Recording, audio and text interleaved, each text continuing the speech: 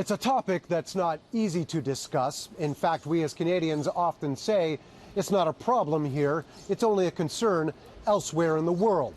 But hate crimes and the groups behind them are a serious issue in our country, and they're on the rise. I'm McAllister, and starting this week, we're going to be shining a light on the problem of hatred in Canada.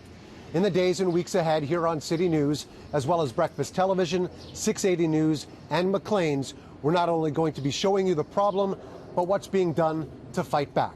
Nazi scum off our streets! Nazi scum off our streets! Verbal sparring escalated into physical conflict at rallies and counter-protests.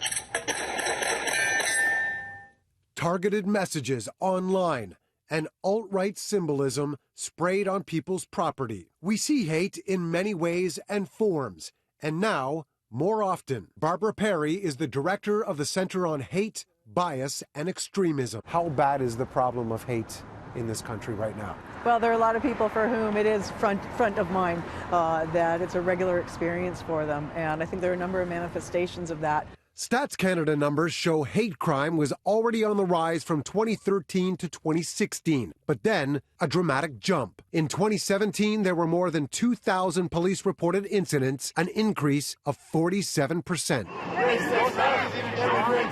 Racism, anti-Muslim acts. It's a place where people go to find solace. Clashes with the LGBTQ community. None of us should be saying you can't use the bathroom because of who you are. Plus, the Jewish community in Canada, targeted more than ever before, according to a new report. 2018 was a bit of a surprise for B'nai B'rith because it marked the third straight record-breaking year of anti-Semitism in Canada. And it was the first time that we actually broke the 2,000 incident mark. While the problem of hate crime exists throughout Canada, different parts of the country stand out above the rest. In 2017, the number of reported incidents in Ontario increased by 411 to more than 1,000. And Quebec saw 162 more cases than the year before, bringing the total to nearly 500. Perry published a report in 2015 identifying 100 active hate groups in the country. She now believes that number has more than doubled. The hate crime is one indicator.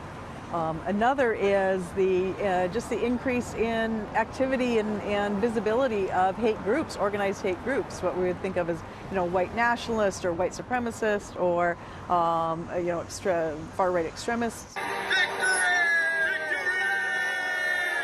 Clashes with groups like the Soldiers of Odin and Pegida happen frequently, while those groups sometimes hide their agendas behind anti-immigration demonstrations. What are the types of things that these groups are doing at this point? Well, as I say, a lot of their activity is online. So, they've got Facebook pages, they've got websites, they've got, Twitter feeds, the whole array of social media at their disposal, and they're really exploiting it to the best of their ability. Are you fearful?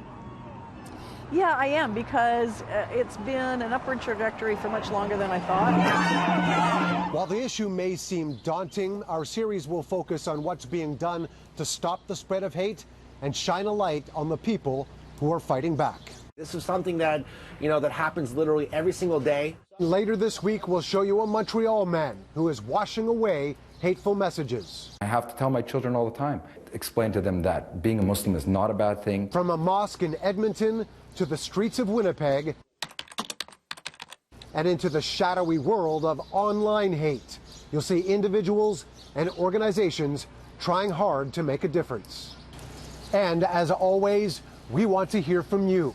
Let us know what's going on in your community to battle hatred, and we'll help spread the word.